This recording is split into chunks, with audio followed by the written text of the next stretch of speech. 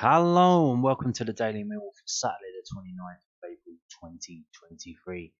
In today's Millwall news, it is the day after a game. Normally, on the day after a game, I make a stats video, and that's no different today. But at this stage of the season, in all honesty, there is only one stat that matters, and it is the table. So let's take a look at this. I didn't look at it yesterday because there was no point. Because we played, but no one else had played. Well, they have today, and some good news, some bad news. So the games today: Coventry beat Birmingham 2-0. Swansea drew with Hull 1-1. Sunderland, they drew, but they were losing. So there's that. Preston lost 4-1.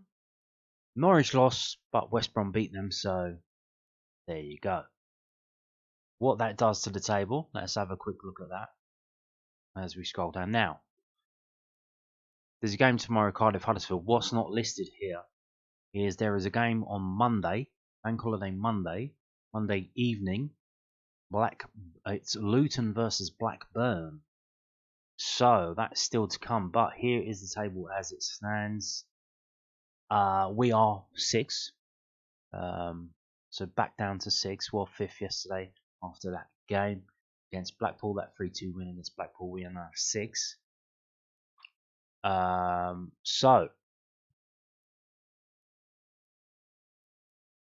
Blackburn got to play Luton on Monday. If they win that game, they go to 68 points, but their goal difference is horrendous. It's a lot worse than ours. They have a minus goal difference, as so do Preston. They're the only 2 teams in the top half of the table who have a minus goal difference. In terms of teams that can catch us, Swansea cannot catch us. Preston cannot catch us. Norwich cannot catch us. The only teams that can catch us are Blackburn, West Brom, Sunderland, and that's it. They're the teams who are outside of it who can catch us.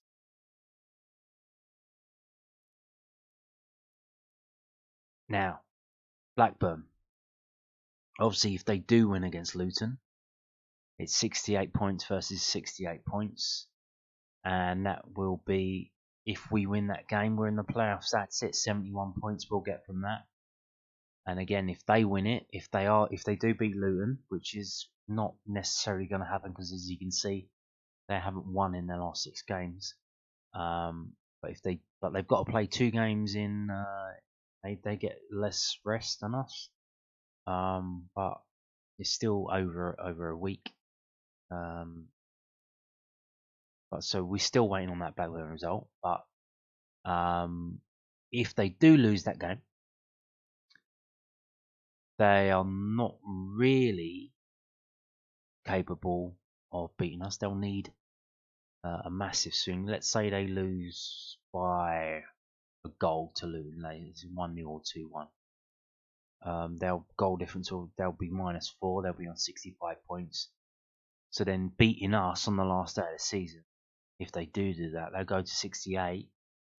But they need to do better than our goal difference, and they still have to rely on the results of others, on Sunderland and West Brom. So there is that.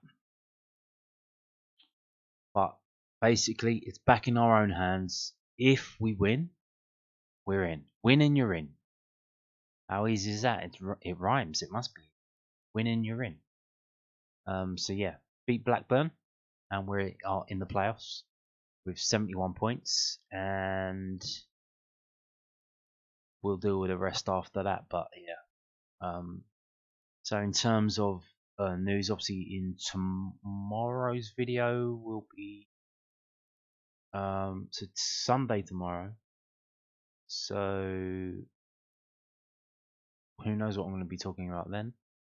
But Monday's video will obviously cover that Blackburn result, and we'll discuss what that means going forward, the permutations as they stand. So yeah, but the main takeaway from today is win and we're in. So yeah, now This was posted this morning before today's games in the Championship were played. This is from southernnews.co.uk. Gary Rowett talking about what that means for the what that result yesterday meant for the Millwall and what it meant for the rest of the Championship. The pressure is now on other teams to go and win games. Millwall boss ready for final day stipulations after Blackpool win. The Lions could drop back to 8th in the Championship if results go against them this afternoon. So obviously they didn't. We just dropped from 5th to 6th.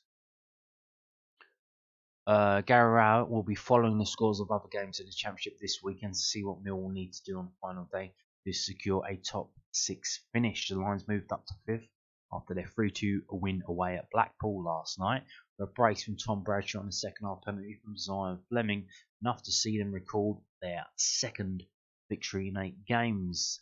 Nevertheless, Rowett's men are still in with a shout of securing a playoff spot heading into their clash against Blackburn Rovers on the final day of the season. Results over the next 3 days will dictate whether or not they will have to win to maintain that position, but their promotion rivals will need to drop points before the end of the campaign if they are to achieve their goal. We'll see what happens tomorrow. We'll see what the results are, Rowett said after Millwall's win at Bloomfield Road. The pressure is on now on all the teams to go and win games. And if they go and win games, fine. Even if they hadn't won tonight, it probably would have gone down to the last game because of the amount of points and the tightness of the goal difference. What it does, and it wouldn't surprise me, is that it puts us in a position where we go into the last game needing to win to guarantee that we get into the top 6. If not, then other teams have done their business. All we can do is win our game, which we did. I thought Blackpool played a massive part in the game. They were excellent. They'll be very strong next year in League One. It's unfortunate for them. I thought the atmosphere was rocking, and I thought it was a really good evening of football. Well, you would say that because you won. So, yeah, it's always funny post-match comments from managers when they win and when they lose. It's like it's the same as the fans, isn't it? It's like if your team loses and your whole weekend's ruined, it's really annoying. So yeah, here we go. This is from LondonNewsOnline.co.uk, the South London Press's online website. Tom Bradshaw. It will mean everything to reach the Premier League with Millwall. Tom Bradshaw has admitted the winning promotion to the Premier League with Millwall would mean everything. The striker's excellent form for the Lions this season has earned a recall to the international fold with Wales, and Bradshaw scored twice at Blackpool last night to take his tally to 17 for the campaign. Millwall had taken 5 points from a possible 21 before winning 3-2 at Bloomfield Road. We knew it was a big game, Bradshaw told Sky Sports. We've been below our best the last 4 or 5 games, and this was a massive game for us, and it shows the character we have got in the squad that we took the lead 3 times. If you look at our XG over the last 6 or 7 matches, we've made chances. We haven't had that clinical edge that we had today. We made chances tonight, and we managed to put 3 in the net. Bradshaw has scored 2 hat-tricks this season when Millwall's matches have been televised by Sky Sports. Most people don't demand 1 goal on Sky, they want 3, said the Millwall number 9. I'll take 2 in a 3-2 win. With that win tonight, we're in the playoff race, and with that win tonight, we're in the playoffs as we speak, and every player goes into the playoffs with the belief that they can be a Premier League player. Whether that happens, we'll have to wait and see, and everything. It would mean to get into England's elite division, every professional player strives to be at the top level and compete against other top players, and that's what we're hoping to achieve. So there's Welsh international Tom Bradshaw speaking to Sky Sports. Yeah, I was listening to the Acto Millwall podcast before recording this, and apparently we are top of the table for shots taken, but bottom of the table for goals scored, which is utterly bizarre. Utterly bizarre. So moving on to this from LondonNewsOnline.co.uk, more post-match comments. Zian Flemming can't wait for Millwall's playoff D-Day against Blackburn Rovers. Zian Flemming says he cannot wait for Millwall's Championship playoff D-Day against Blackburn Rovers. The Lions are 5th in the table after Friday night's 3-2 win at Blackpool. We're now 6th in the table. Dutchman Flemming was the match winner for Gary outside of a 75th minute penalty. Blackpool, whose relegation fate was sealed by the reverse Twice fought back from top Bradshaw goals, but Millwall prevailed to put pressure on their rivals for a top 6 finish. Coventry City won 2-0 at home to Birmingham City, while Sunderland drew 2-2 with Watford. Flemming took on penalty duties, while normal taker Andres Vogelsang was on the bench. Well, there was some pressure on it, yes. The Lions number 10 told Sky Sports. I was just thinking, hit the back of the net and it can still be our season. If we didn't win, we expected to be out of the playoffs. So it was almost do or die, and we did it. When you have a bit of a shitty record in terms of recent form, then you sometimes have a chat to see where you can improve things, and it's not like massive changes. But we had a little chat. Everyone is on the same line again, and you can see that on the pitch. We were really working as a team everywhere on the pitch.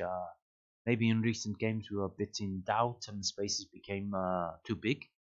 Mill's match against Blackburn is already a sellout. Yeah, it sold out last week. Everywhere, hospitality, all sorts. I think the fans they saw this coming, and we expect nothing else than a cracking den, said Flemming. Sometimes the people say we've got 5 finals left, or 2, 3 or 2 this last game. You can really see it as a final. We will be at it, and the fans will be at it. It's 10 days away, a bit too long, really. I can't wait. Well, you're gonna have to, mate. You are gonna have to.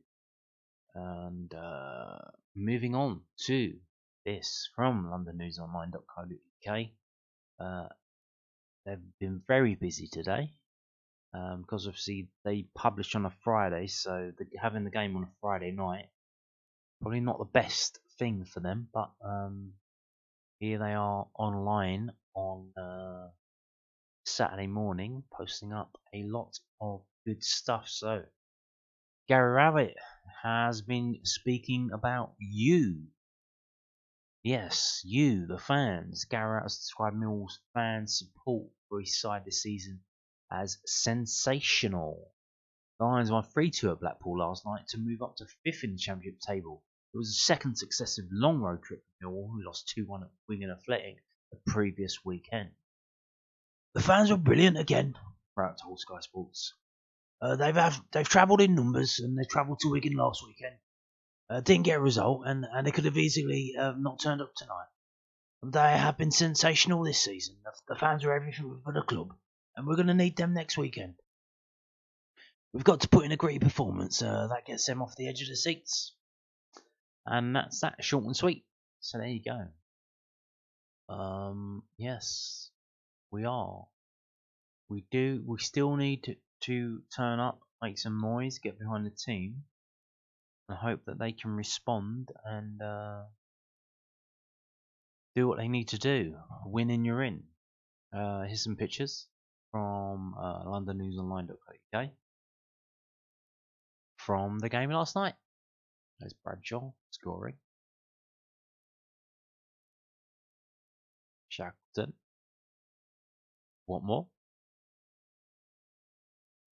For some reason, I don't know if they didn't load or something. Maybe they didn't load. Oh well. Moving on to now. I'm gonna start talking about stats from the game now, but before we get into that, just a reminder, for no reason whatsoever, other than information to you. If you haven't seen this already, I mentioned in a video the other day. Obviously, we have it in our own hands now. We can finish 6th or 5th. Still, it's in our own hands now. So I'm going to be showing you this again. If we finish 6th, Saturday the 13th at the Den versus the team that finishes 3rd, 5:30 kickoff. Okay? If we finish 5th, Sunday, midday, against the team that finishes 4th at home at the Den. And then, second leg, if we finish 6th, it's going to be Tuesday. If we finish 5th, it's going to be Wednesday. Again, I'm only mentioning this because it is back in our own hands now. And I will now begin to bore everyone with stats. And here we go. So this is from infogoal.net. If you look in the middle above the red FT, you can see the XG. It's 1.35 to 3.2. So our XG was bang on. We got an XG of 3.2 and we got 3 goals. They got 1.3 and they got 2 goals. That's because they scored a long range shot. That what would you call that? Grass cutter? What do you call it? Should George Long have done better with that? Well, maybe. Look, you can see here that little orange dot there, the little one. That was the shot that went in, and it was the furthest shot they had. Probably the furthest shot that we had as well. Yeah, it's the furthest shot in the game, and it went in. And you can see as well, their other chance was a penalty. That was the one that was scored, and then they had one that was in the 6-yard box at the start of the second half. And so you can see they did have a few chances. They were shooting from long range quite a bit. I don't know if that was before or after they scored. Maybe that goal gave them a full sense of confidence about shooting from long range. The shots are so small, I can't get my mouse onto it. And my mouse isn't that accurate, and it keeps jumping when I stop. So yeah. So I think after that goal, they thought, oh, if we shoot from long range, we can score. So they just started doing that, which is probably their undoing. So maybe it was a good thing that George Long let that goal in. I don't know. Let's jump down into the fairness rating. 85.7 out of 100. Was that a fair result? Yes, it was. Why? Well, look at all of Millwall's chances. We got the penalty. That was the big one. That one. We got the other 2 goals was that one. That was Bradshaw's one, and then that was Bradshaw's second one. And it looks like that wasn't even. We had 2 chances better than Bradshaw's second goal, which was that one, which was Bury right at the end, 90 plus 10, and one that was in the 6-yard box, Zian Flemming, at the start of the second half. So we scored with our best, our second best, and our we scored with our best, our third best, and our 5th best chance. So there you go. And we also had a number of other chances as well. So look, that was it.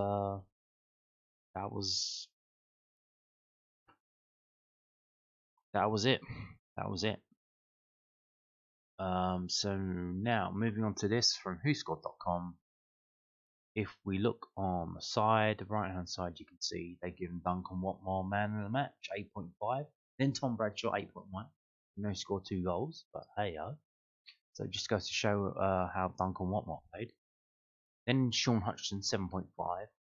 And then the geezer who scored for them, 7.4. And then George Saville, 7.3. So there you go. And Morgan Rivers had the most shots, 5.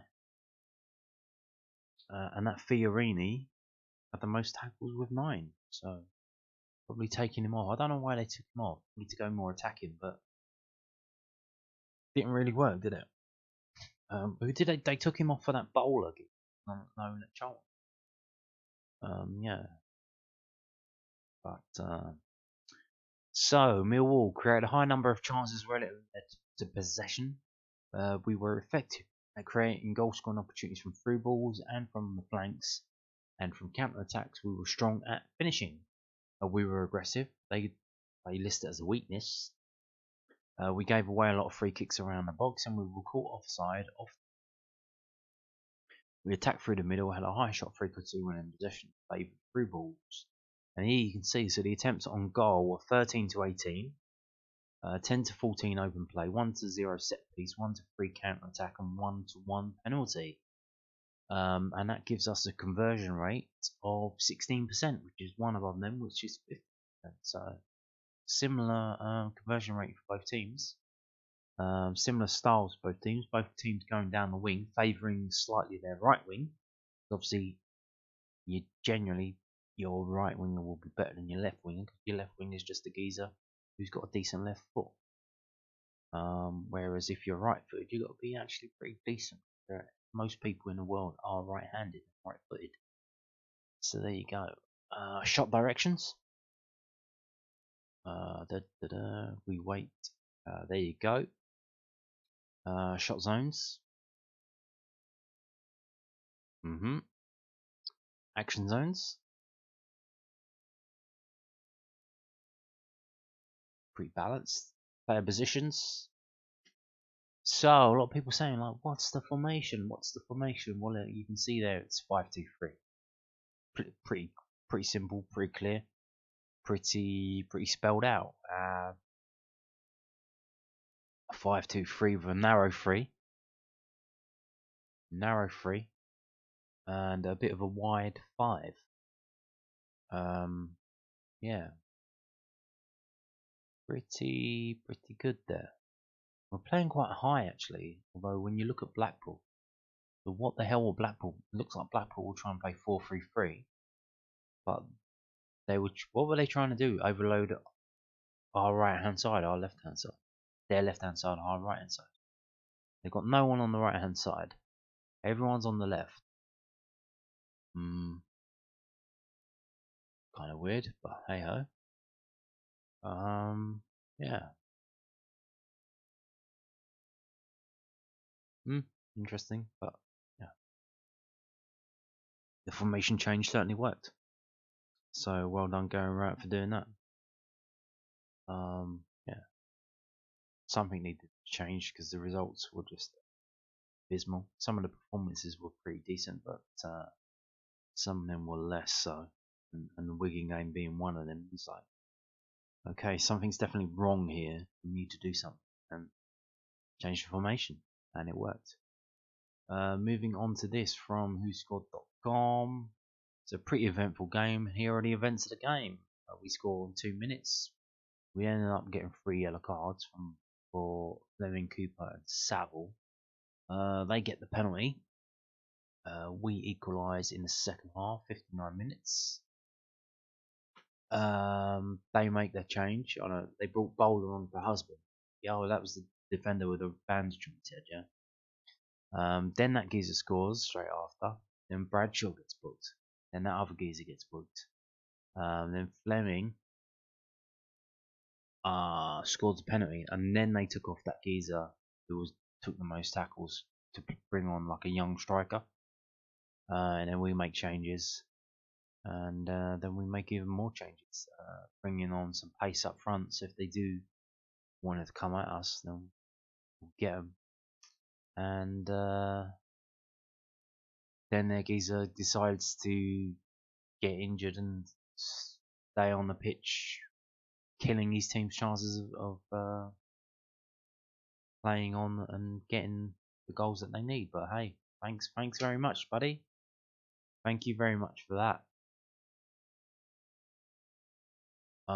So yeah, let's start scrolling through the things. So if you look at the club badges at the top left and top right, you can see the average player rating for each team is 6.53 for Blackpool and 6.78 for Millwall.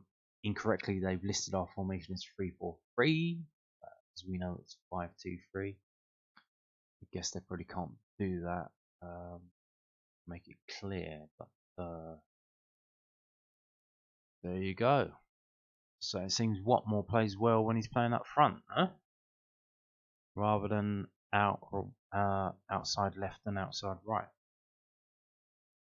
Interesting. Okay, cool. So he wants to play inside left, not outside left. So yeah, it's Watmore, Starman. In terms of less so, George Long, obviously 6.3. I wonder if that's for his distribution or for that letting that goal in. I don't know. But then Shackleton, probably because he gave the penalty away, they put in a low score, 6.4. Then Billy Mitchell, 6.5. Yeah, if you were to pick out someone to think, oh, okay, he didn't have the best of games, you would say Billy Mitchell, but not overly bad, just not his usual high self. And you see Grimshaw, 5.3 for them, their goalkeeper. Interesting. So let's have a look. Start going through everything. Shots 13 to 18, but who had them? Oh, there you go. When you've got playing three up front, a narrow three up front, it's them who has the shots. And that's probably what we missed. He's playing the way that he's been playing, trying to get other players to score, but they haven't been doing it. And he's moaning, Gary out and moaning, so the other players need to score. We've got Bradshaw, who scored 17, or whatever it is. Flemming, who scored 15. They're the ones who are scoring. Let's get them scoring. And what do we need to do to make them tick along? If it's this, let's do this then. But yeah, there you can see Bradshaw 5, Flemming 4. What more with 2? Styles with 3, and Mitchell with 2. So yeah, not really a lot of set piece action today. Doesn't look like. Normally Cooper and all that will be having a lot of attempts on goal, but not today, or not yesterday. Possession wise, 54 to 46.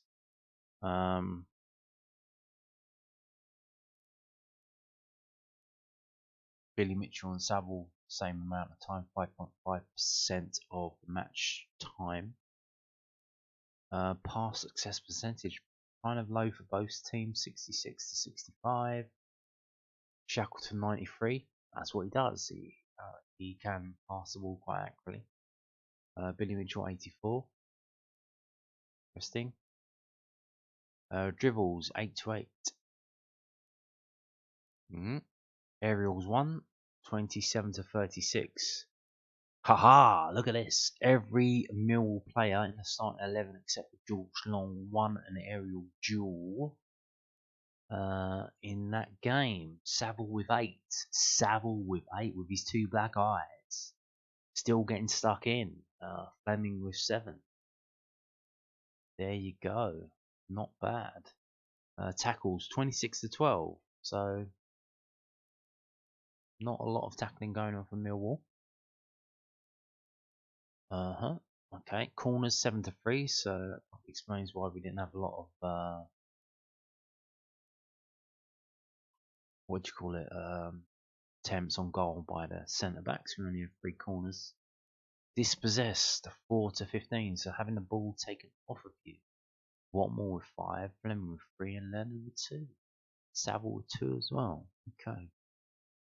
Now, moving on to the list. So we've seen. Let's go back. We've seen that Blackpool had 13 shots. How many did they have on target? Because obviously that's going to affect George Long's score. So that's up. So they had 3. Well, that's not good, is it? If they only have 3 shots on target and score 2 goals. Now, one of them was a penalty. So it looks like. Did George Long actually make a save in that game? Or was that blocked by a defender? Because there was 1 shot on target that's unaccounted for. Because obviously one was both. Priorini's was scored. That was the brass cutter, and the penalty was scored. So what happened to that other shot on target? Did George Long actually save it? Let's scroll down and have a look. How many shots on target did Millwall have? So it was 18, wasn't it? 18 shots. We had, it looks like 3 on target. Ooh. So even more clinical. We had 18, 3 on target, 3 goals. Boom. That's all you need, isn't it? That's all you need. You get on target, you've got a chance of it going in. So let's have a closer look at the ratings. 8.49 for Watmore with an assist and it hit the bar. Then Bradshaw 8.05 with 2 goals. We've got a last man tackle from Sean Hutchinson 7.48. Then we've got George Saville, and then we've got Zian Flemming with 7.06 on the penalty scored. And then in 6 with the assist, 6.85 for Ryan Leonard. So there you go. Who had the most touches of the ball from Millwall? 55, Callum Styles, then Saville, then Leonard, and just kind of drops away bit by bit. What are we gonna do? Let's have a look. So who was offside? Because they said we were offside. Okay, I guess 4 offsides in a 100-minute match. Defensively, so did we block a shot? We have 4 block shots. Okay. Total tackles. Hutch with 5, then Cooper with 2, Shackleton with 2. Interceptions. John Hutchison 2, Saville 2. Leonard Mitchell Flemming. Clearances. Sean Hutchison 7 again. Top of the Sean Hutchison back to his best. Top of the tackles, top of the interceptions, top of the clearances. 7. Cooper with 6, Saville with 4, Leonard with 4, George Long with 4. Shackleton, Mitchell. Block shots. So only 4 block shots. Cooper, Hutch, Saville. Again, good numbers from Saville. Defensive stuff. Good stuff. Passing wise, so key passes. A lot of key passes. Total passes, Billy Mitchell top 37, then Saville 36, then Callum Styles 31. So obviously Callum Styles had the most touches, but didn't do the most passing. Doing a lot of dribbling, I guess.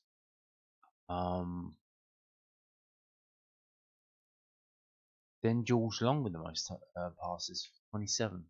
24 long passes for George Long. So he had 3 short passes. And his accuracy was 40.7.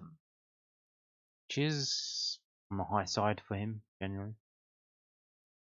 So if we look at the accuracy, Tyler Burry, you would expect 100 off 2. James Shackleton high, but only off 15.